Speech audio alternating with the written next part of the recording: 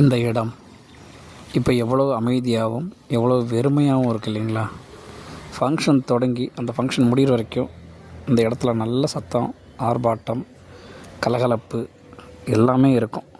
ஆனால் அந்த ஃபங்க்ஷன் முடிஞ்சதுக்கப்புறம் திரும்ப இந்த சேர்ஸ் எல்லாம் கலைஞ்சி போயிருக்கும். அதெல்லாம் எடுத்து வச்சு அடுக்கிட்டு திரும்ப அந்த இடத்த பார்க்கும்போது இதே அமைதி வந்திருக்கும். ஆனால் அப்போ எதையோ இழந்த ஒரு சின்ன வருத்தம் இருக்கும். என்னடா என்னமோ இழந்துட்ட மாதிரி இருக்கே அப்படின்னு இருக்கும். நான் நிறையா இடங்கள்ல அதை பார்த்துருக்கேன். ஃபங்க்ஷன் முடிஞ்சு போகும்போது இந்த இடம் இவ்வளவு கலகலன்னு இருந்ததா அப்படின்னு என்னாலே நம்ப முடியாது. அந்த மாதிரி நிறைய இடங்கள். இது மட்டும் இல்லை, நம்ம பெரிய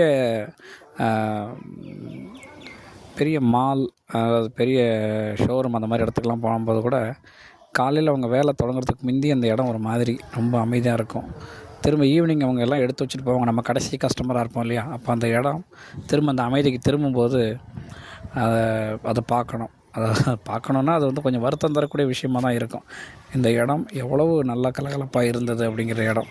மக்கள் சக்தி, மனிதர்களுடைய மனம் ஒன்று சேரக்கூடிய இடம் எப்போதுமே கலகலானதாக இருக்கும். அது இல்லாமல் போகும்போது திரும்பவும் அந்த அமைதியும் வெறுமையும் வந்து அந்த இடத்த தொத்திக்கும் இல்லையா?